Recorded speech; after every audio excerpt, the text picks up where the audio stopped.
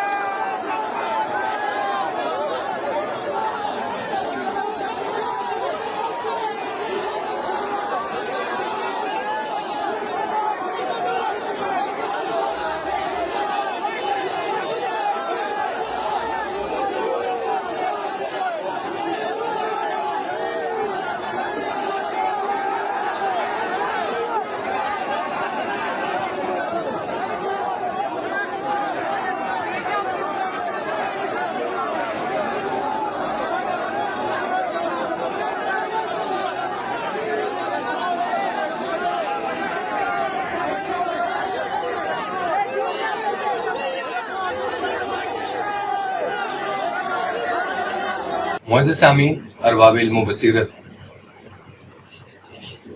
اللہ رب العزت کی ذات نے ہمیں مسلمان پیدا کیا اور سب سے بڑا لقب جو ہمیں بنی اسرائیل کے بعد اللہ سبحانہ و تعالی کی ذات نے امت محمدیہ صلی اللہ تعالی علیہ وسلم کی امت کے لیے جو لقب، جو خطاب فرمایا، وہ کیا تھا؟ کنتم خیر امت، کہ خیر الامم کہا گیا، سب سے بہترین امت کہا گیا۔ اور اسی چیز کے پیرائے میں ذرا آگے چلیں تو رسول اللہ صلی اللہ تعالی علیہ وسلم نے ایک مسلمان کو دوسرے مسلمان کے لیے کیا فرمایا؟ المسلم اخو المسلم، مسلمان مسلمان کا بھائی ہے۔ اس ویڈیو کو دیکھنے کے بعد سانحہ مدین سوات جو دلسوز واقعہ ہوا ہے، میں آج اس پر تھوڑا سا لب کشائی کروں گا۔ دل رنجیدہ ہے اور یہ میرا آپ سے سوال بھی ہے، اور میرا جو ذاتی کسی چیز کو انالائز کرنا ہے یا میرا جو ذاتی ایک رائے ہے وہ بھی میں آپ سے ڈسکس کروں گا۔ اس سے میری رائے سے متفق ہونا یا میری رائے سے اختلاف کرنا آپ کا حق بنتا ہے اور آپ کریں، لیکن ادب، آداب اور تمیز کے دائرے میں یہ نہیں کہتا کہ جو میں سوچ رہا ہوں یا جو میں کہہ رہا ہوں وہ حرف آخر ہے، اس میں کوئی گنجائش ہی نہیں ہے۔ میں ایک دین کا اور علوم کا ادنا سا نالائق سا طالب علم ہوں، اس حوالے سے اس پیرائے میں بات کروں گا۔ میں اپنے آپ کو کوئی مبلغ یا میں اپنے آپ کو بہت زیادہ فصیح اور بلیغ، میں اپنے آپ کو بہت زیادہ نیک، میں متقی، میں پرہیزگار میں نہیں کہتا۔ میں اپنے آپ کو دنیا کا گناہگار ترین انسان، ہاں میرے پاس سب سے بڑی چیز جو اللہ رب العزت کی ذات نے مجھے دی ہے وہ کیا ہے؟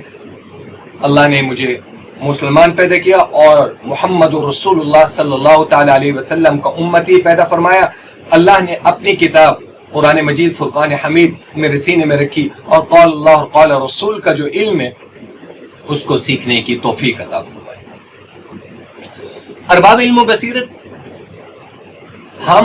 میں اپنی بات کرتا ہوں، میں مسلمان ہوں۔ مسلمان ہونے کی حیثیت سے اب مجھے یہ کوئی اختیار حاصل نہیں ہے کہ میں کسی کے اوپر کفر کے فتوے لگانا شروع کر دوں یا کسی کو صحیح اور غلط کہنا شروع کر دوں۔ یہ دنیا کا قانون بھی مجھے اجازت نہیں دیتا، مجھے شریعت بھی اجازت نہیں دیتی۔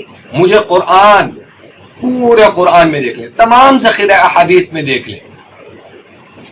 باقی رہ گیا یہ تو ایک انارکی پیدا ہو رہی ہے، یہ تو لائک اے بنانا ریپبلک ایک وہ ہو رہا ہے کہ جس کا جو دل چاہے، کسی کے ساتھ کوئی ذاتی رنجش ہے تو وہ اس کے اوپر حرمت رسول کا، توہین رسالت کا یا حرمت قرآن کا لیبل لگا کے اس کو جب چاہے جہاں چاہے مار دیا جائے۔ میں یہ نہیں کہتا کہ حکومت خاموش ہے، آئین خاموش ہے، قانون خاموش ہے، نہیں، ہر چیز اپنے اپنے پیرائے میں، اپنی اپنی جورسڈکشن میں they are working for us. But ہم من حیث القوم، ہم میں یہ شدت پسندی کیوں آ رہی ہے؟ اس کی وجوہات، بیسک وجوہات کیا ہیں؟ ہمیں اس پہ غور کرنا چاہیے. اس کے بہت سے اسباب ہو سکتے ہیں، معاشی طور پر بھی ہو سکتے ہیں، معاشرتی طور پر بھی ہو سکتے ہیں، نجی طور پر بھی ہو سکتے ہیں، انڈیویجولی بھی ہو سکتے ہیں اور کولیکٹیولی بھی ہو سکتے ہیں. معزز سامعین، کم علمی میرے پوائنٹ آف ویو سے میرے نزدیک پہلی وجہ جو ہے وہ کم علمی ہے. دوسری وجہ دین سے دوری ہے، اللہ سے دوری ہے، قرآن سے دوری ہے، حدیث سے دوری ہے، سنت رسول سے دوری ہے، اہل بیت صحابہ رضوان اللہ تعالی علیہم اجمعین نے جو ایک کانسٹیٹیوشن دیا تھا ان سے دوری. یہ کم علمی میں بھی آ گیا. دوسری چیز عدم برداشت ہے. عدم برداشت ایک معاشرتی فیکٹر ہے کہ آپ معاشرتی طور پر عدل و انصاف نہ ہونے کی وجہ سے آپ میں عدم برداشت آ رہی ہے، یا آپ میں شدت پسندی جو آ رہی ہے، آپ اپنے آپ پر، اپنے طور پر، یا آپ اپنی نظر میں آپ کا جو انصاف لینے کا یا جو حق لینے کا طریقہ ہے، آپ سمجھتے ہیں میں صحیح ہوں باقی غلط ہے. اگر آپ کو آپ کا رائٹ نہیں ملتا تو آپ یہ سمجھتے ہیں میرے ساتھ سب سے بڑی ناانصافی ہو گئی. سیکنڈ کاز عدل و انصاف کا نہ ہونا. تھرڈ تھنگ از دیٹ، کیا میں جس چیز کو غلط میں کہہ رہا ہوں، کیا اس چیز کی جو ریسپیکٹ ہے یا اس چیز کی جو ویلیوز ہیں یا اس چیز کا جو ڈیکورم ہے، میں اس پر خود پورا اترتا ہوں یا نہیں اترتا؟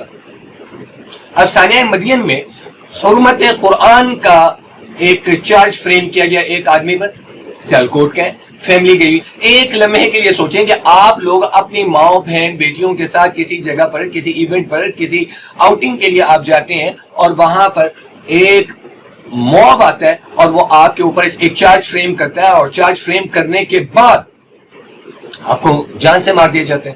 پولیس اس کو پروٹیکٹ کر رہی ہے، پولیس اس کو تھانے میں پروٹیکٹ کر رہی ہے. سب سے پہلے جب پولیس نے ان کو لے لیا تھا، اپنی کسٹڈی میں لے لیا تھا، تو اس کے بعد بڑا آسان سا ایک کرائٹیریا تھا، شہادتیں کلیکٹ کی جاتی ہیں، ایویڈنسز جن کو بولتے ہیں، ایویڈنسز کلیکٹ کی جاتی ہیں. آیا کہ اس آدمی نے کوئی ایسا فیل کیا ہے یا نہیں کیا؟ اپنی عدالت خود ہی لگا لی. عدم برداشت کی یہ صورتحال ہے کہ آپ کی فوج آپ سے محفوظ نہیں، آپ کے بزرگ آپ سے محفوظ نہیں ہے، آپ کے ماں باپ آپ سے محفوظ نہیں ہے، آپ کے بہن بھائی آپ سے محفوظ نہیں ہے. یہ کیسی نسل اور کیسی قوم پرواز چڑھ رہی ہے؟ آپ کی افواج آپ سے محفوظ نہیں ہے، آپ کے سیاستدان آپ سے محفوظ نہیں، آپ کے علماء آپ سے محفوظ نہیں ہے. کیسی ٹرولنگ کی جا رہی ہے؟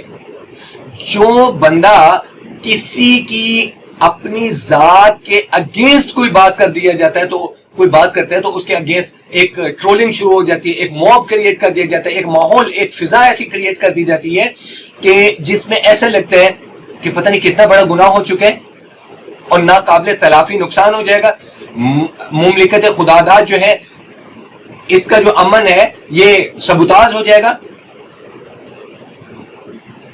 کیا محمد رسول اللہ صلی اللہ تعالی علیہ وسلم کی تعلیمات یہی ہیں؟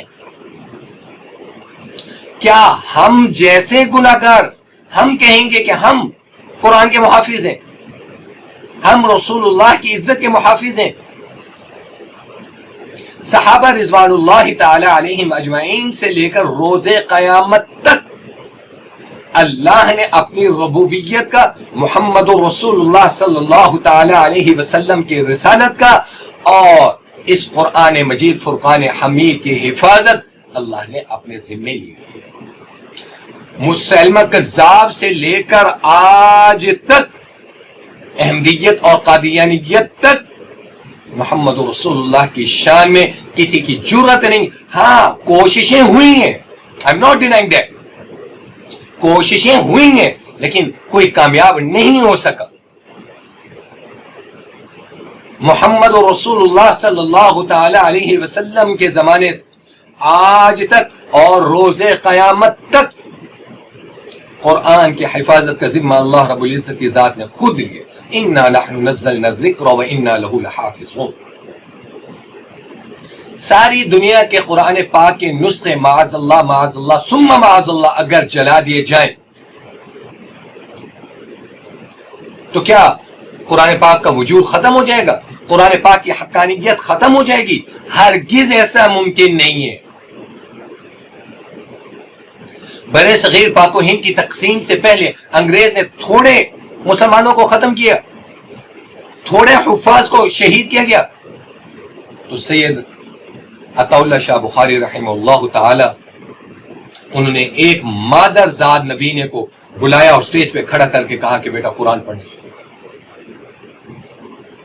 اور انگریز کو للکار کر کہا کہ ساری دنیا میں سے ہر ملک میں سے قرآن پاک کے نسخوں کو اگر تم شہید کر دو تو اس مادر زاد نبینے کے سینے کے اندر جو اللہ نے اس کتاب کو محفوظ کر دیا ہے اس کو کیسے ختم کریں گے؟ محمد رسول اللہ صلی اللہ تعالی علیہ وسلم کی ذات مبارک ایک زندہ جاوید معجزہ ہے. کیا کسی کے کہنے سے برداشت نہیں ہوتا؟ ایمان کا تقاضا ہے، لیکن اس کے لیے بھی تو شریعت نے ایک کرائٹیریا دی ہے نا. کانسٹیٹیوشن آف پاکستان نے ایک کرائٹیریا دی ہے، لا اینڈ انفورسمنٹ، جو اس کا پاکستان پینل کوڈ ہو یا سی آر پی سی ہو، ایک قانون ہے، ایک کرائٹیریا ہے.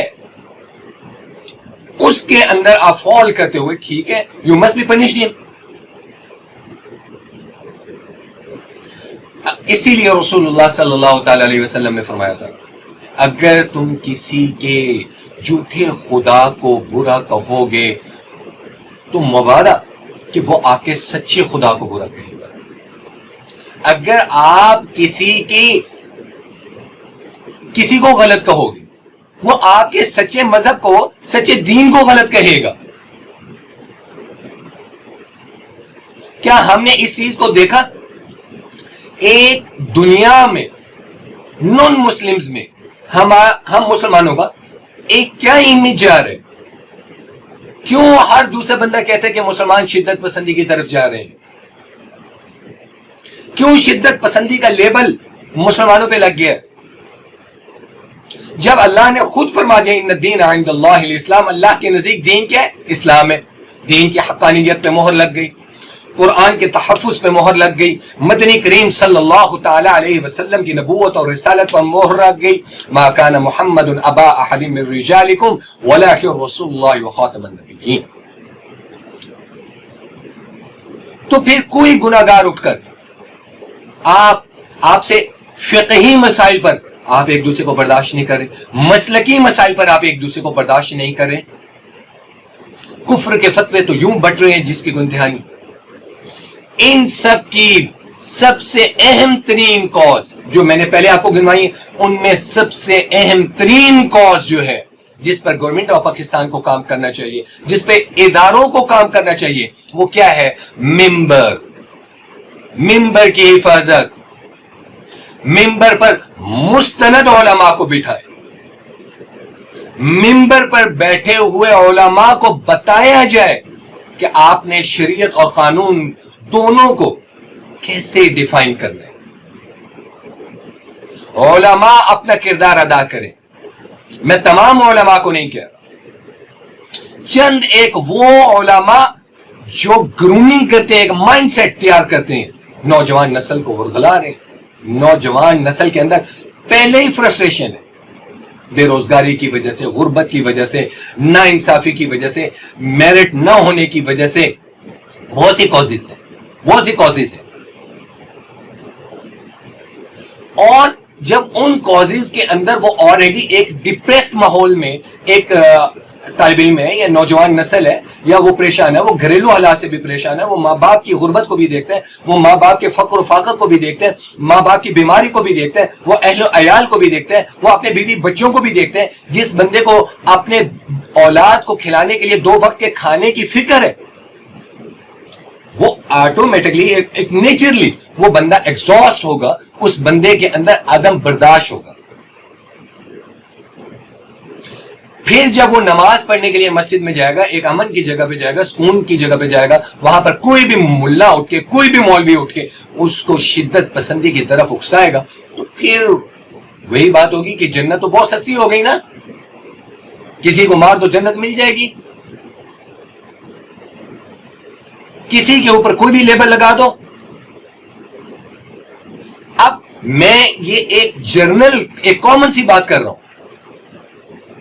اصول ہے کہ اگر میری کسی بات سے اختلاف ہے تو مجھ سے بات کریں، ایون دیٹ اگر میں نے ایک اسٹیٹ اوے ایک بات کی ہے، اب میرے اوپر بھی ٹرولنگ شروع ہو جائے گی، یہ کیسا مولوی ہے، یہ لبرل مولوی ہے۔ اگر قانون کی سپرمیسی کے لیے، آئین کی سپرمیسی کے لیے ایک قانون نافذ کرنے والے اداروں کو انہیں ہی کام کرنے دیا جائے، ہر بندے کا کام اپنا ہے، ڈاکٹر کا کام اپنا ہے، وکیل کا کام اپنا ہے، پولیس کا کام اپنا ہے، آرمی کا کام اپنا ہے، ہر ادارے کا ایک اپنا کام ہے۔ ایک سمپل سی ایک بات کی ہے، میرا کام نہیں ہے کہ میں کسی کے اوپر فتویٰ لگا دوں اور فتویٰ لگانے کے بعد میں کسی کو اکساؤں اور کہوں کہ اس کو مار دو۔ ایک ورلڈ وائڈ مسلمان اور بالخصوص پاکستانی مسلمان کا ایک کیا کانسیپٹ جا رہا ہے، ایک کیا امیج جا رہا ہے۔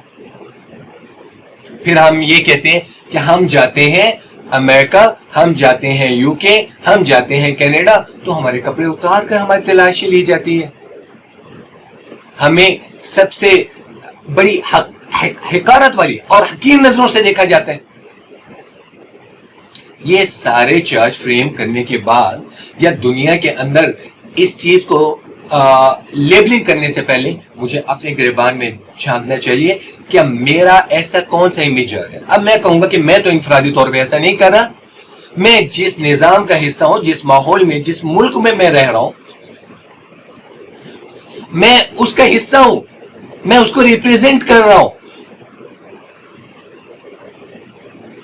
میں غلط کروں گا مین جب میں باہر جاؤں گا تو وہاں پر میری پہچان مولانا عطا المنعم کے حوالے سے نہیں ہوگی، میری پہچان یہ الگ ہے۔ کوئی مجھے یہ نہیں کہے گا کہ یہ شیخ التفسیر حضرت مولانا مفتی عطا اللہ صاحب کا صاحبزادہ ہے، یہ فیکٹ، یہ سیکنڈری ہے۔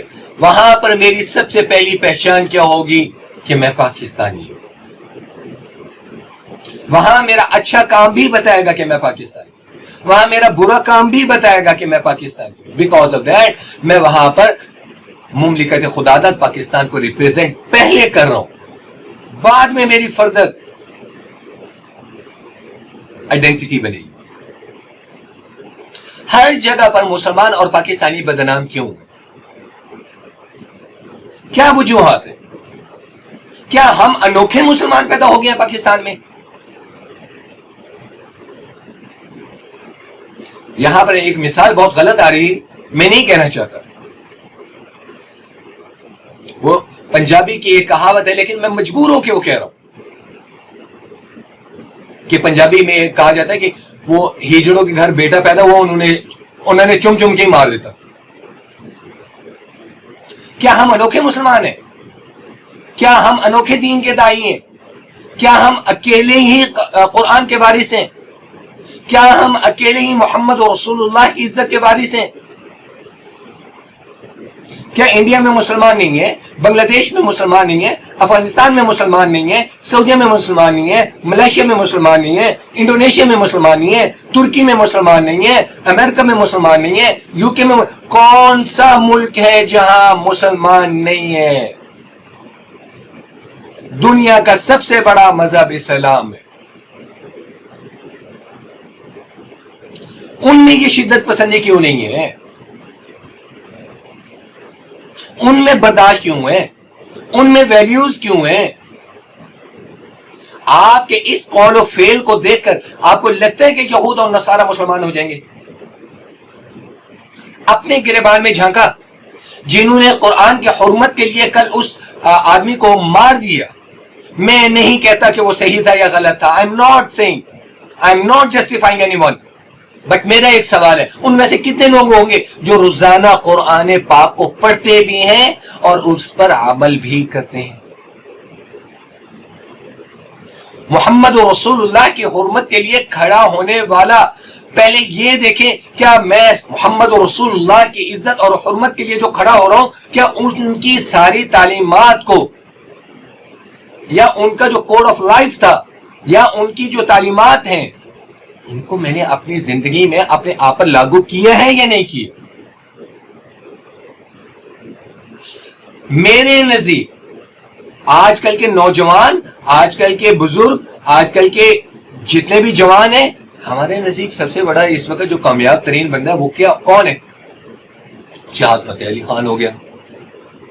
کرکٹ ہم ہار رہے ہیں، جیت رہے ہیں، میں آسانی سے کیسے کماؤں، میں گھر بھی نہ چھوڑوں، جنت بھی مجھے ملنی چاہیے، جہنم بھی مجھے ملنا چاہیے، دنیا کا سب سے بڑا ٹھگ بھی میں ہوں، دنیا کا سب سے بڑا فراڈ بھی میں ہوں، نمازیں بھی میں نہیں پڑھتا، قرآن بھی میں نہیں پڑھتا، رسول اللہ کی تعلیمات پہ عمل میں نہیں کرتا، داڑھی میری سنت کے مطابق نہیں ہے، لباس میرا سنت کے مطابق نہیں ہے، چال ڈھال میری سنت کے مطابق نہیں ہے، دنیا کی ایک لبرل اور ماڈریٹ زندگی میں گزاروں، لیکن جنت کا دعوے دار میں ہوں. اور جنت بھی معمولی جنت نہیں، جنت الفردوس سے پہلے تو میں رکوں گا ہی نہیں، اس سے پہلے میری بریک نہیں لگنی، اور وہ میرا حق ہے. رسول اللہ کی تعلیمات پر، صحابہ رضوان اللہ تعلیمات پر، اہل بیت کی تعلیمات پر میں عمل نہیں کروں گا، لیکن اہل بیت کی محبت کا دعوے دار ہوں. صحابہ میں نے کرنا ہے، لیکن صحابہ جیسی زندگی نہیں گزارنا.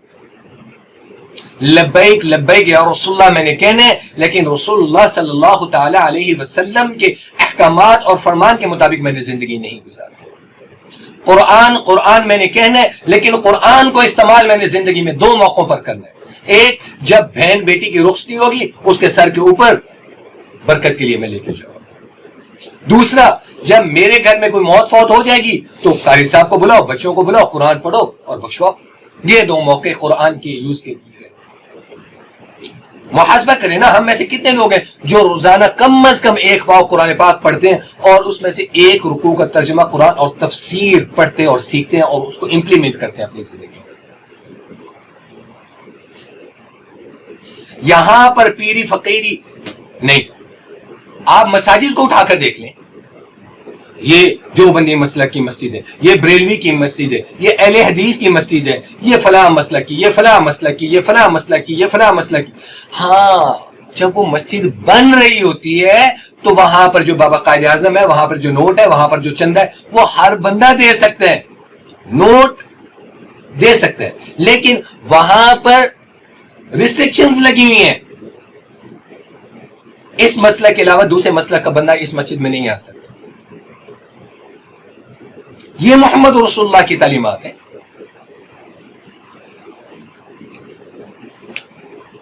ہم کیسے محبت کے دعوے دار ہیں؟ آج اگر میں اپنے آپ کو دیکھوں یا میں ایک اوور آل ایک نظر لگاؤں پاکستان میں دیکھوں تو میں سوری ٹو سے مجھ سمیت، میں اپنے سمیت بات کر رہا ہوں. علامہ اقبال نے صحیح کہا تھا، تھے تو وہ آبا تمہارے ہی مگر تم کیا ہو، ہاتھ پر ہاتھ دھرے منتظر فردا ہو. میرے کرتوت، میرے اعمال کو دیکھ کر مجھے لگتا ہے یہود اور نصارہ کو شرم آتی ہوگی. وہ کہتے ہوں گے کہ اچھا ہے، ہم نہیں ہیں. جنت جہنم ہم نے دنیا میں ہی بانٹنا شروع کر دی ہے. جنت کے ٹھیکے، جہنم کے ٹھیکے، تو جنتی، تو جہنمی، تو صحیح، تو غلط، تو کافر، تو مسلمان، تو یہ، تو وہ. کیا دین اسی چیز کا نام ہے؟ اللہ نے تو ایک ہی نظام دیا تھا، وَاعْتَصِمُوا بِحَبْلِ اللَّهِ جَمِيعًا وَلَا تَفَرَّقُوا. اللہ کی رسی کو مضبوطی سے تھامو. اللہ کی رسی کو مضبوطی سے تھامنے سے کیا مراد؟ قرآن کی تعلیمات تمہارے سامنے، ایک کوڈ آف لائف دے دیا، ایک کانسٹیٹیوشن دے دیا. اب اس کوڈ آف لائف کو، اس کانسٹیٹیوشن کو محمد رسول اللہ صلی اللہ تعالی علیہ وسلم نے ایکسپلین کیا اور بتا دیا. صحابہ رضوان اللہ تعالی علیہم اجمعین نے بتا دیا کہ زندگی کیسے گزارنی ہے، اصحاب اہل بیت اطہار نے بتا دیا کہ زندگی کیسے گزارنی ہے، فقر و فاقہ میں زندگی کیسے گزارنی ہے اور عیش و عسرت میں زندگی کیسے گزارنی ہے۔ زندگی کے ہر پہلو کو مدنی کریم خاتم النبیین عرب کے چاند محمد رسول اللہ صلی اللہ تعالی علیہ وسلم نے ایکسپلین کر کے بتا دیا۔ انفرادی طور پر میرے اندر برداشت نہیں، میں سب سے بڑا منافق ہوں، میں اللہ سے بھی نفاق ہے، میرا ایمان سے بھی نفاق ہے، قرآن سے بھی نفاق ہے، رسول اللہ سے بھی نفاق ہے۔ نفاق کب ختم ہوگا؟ جب میرا ظاہر اور باطن ایک جیسا ہو جائے گا۔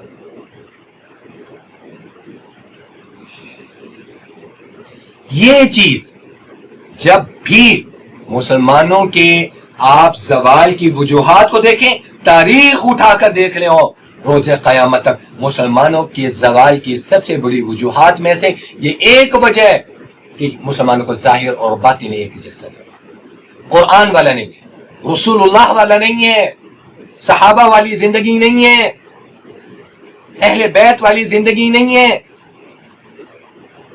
حرمت قرآن کے لیے، حرمت رسول کے لیے، صحابہ کی عزت اور اکرام اور تکریم کے لیے، اہل بیت اطہار کی تکریم کے لیے اس وقت کھڑا ہونا چاہیے جب آپ نے ان کی زندگیوں کو آئیڈیلائز کیا ہو۔ کریں شاباش، مجھ پر بھی ٹرولنگ کریں کہ میں نے غلط بات کی۔ اگر میری بات کسی کو بری لگی ہے اور کسی کی دل آزاری ہوئی، میں معذرت چاہتا ہوں، لیکن میں جن باتوں پر غلط ہوں میری اصلاح کے لیے میری رہنمائی ضرور فرمائیں، اور اگر میں صحیح کہہ رہا ہوں تو پھر خدا کے لیے میں دست بدستہ ہاتھ جوڑ کر اپیل کرتا ہوں، حکومت سے بھی اپیل کرتا ہوں، ارباب اختیار سے بھی اپیل کرتا ہوں کہ منبر رسول کو مستند علماء کے ہاتھوں میں دینا چاہیے۔ آرمی میں سیکنڈ لیفٹیننٹ بھرتی ہونے کے لیے، ایک سپاہی بھرتی ہونے کے لیے ایک کرائٹیریا ہے نا کہ اگر کوئی کینڈیڈیٹ اس کرائٹیریا پہ فال کرتا ہوگا تو وہ آرمی افسر بن سکے گا، نہیں بن، ادروائز نہیں۔ اسی طریقے سے پولیس ڈپارٹمنٹ میں، اسی طریقے سے تمام اداروں کے اندر ایک کرائٹیریا فال کرتا ہے نا، تو پھر منبر رسول کو شدت پسندی کی وجہ مت بنائے۔ منبر رسول پر مستند علماء کو، جن کے پاس مستند اداروں کی مستند علم ہو، سند ہو، باقاعدہ ان کا انٹرویو کیا جائے، باقاعدہ ان کی ایک سلیکشن کمیٹی ہونی چاہیے، اس کے بعد اس کو کہیں ٹھیک ہے آپ بات کریں۔ ہر بندہ جو پہلے سال، دوسرے سال، رابعہ خامسہ کسی سال کا بھاگا ہوا ہے، چہرے پہ داڑھی رکھ لی ہے، وہ کہتا ہے جی میں عالم فاضل بن کے بیٹھ گیا ہوں، میں کفر کے فتوے بانٹوں گا۔ کوئی انجینئر اٹھتا ہے دین کا داعی بن جاتا ہے، کوئی ڈاکٹر اٹھتا ہے دین کا داعی بن جاتا ہے، کوئی بندہ اٹھتا ہے اپنے نام کے ساتھ مذہبی اسکالر لگا لیتے ہیں۔ آج کل کے حافظ اور قاری صاحب بھی ہیں جنہوں نے سمپل حفظ کیا ہوا یا قاری ہیں، قرآن پڑھا ہوا ہے، اور وہ بھی کہہ رہے ہوتے ہیں، وہ بھی فتوے دے رہے ہوتے ہیں، وہ بھی مسائل بتا رہے ہوتے ہیں۔ انہوں نے الگ جاگیر بنائی ہوئی ہے، پیروں فقیروں نے الگ جاگیر بنائی ہوئی ہے، مفتیوں نے الگ جاگیر بنائی ہوئی ہے۔ ایک لاوارث سیٹ یا ایک لاوارث جگہ، ایک لاوارث مسند، وہ منبر رسول رہ گیا کیا کہ جس کے اوپر کوئی بندہ بیٹھے گا، اور بجائے اس کے کہ مساجد اور منبر رسول وہاں دین کی ترویج کے لیے، نوجوان نسل کو، معصوم بچوں کو دین کی طرف لانے والے ہوں، لوگوں کی اصلاح کرنے والے ہوں، لوگوں کے اندر حلم، بردباری، برداشت، قناعت یہ پیدا کرنے والے ہوں، لوگوں کو رجوع اللہ کی طرف لے کر آنے والے ہوں، نہ کہ لوگ بدظن ہوں اور دین سے دور ہوں۔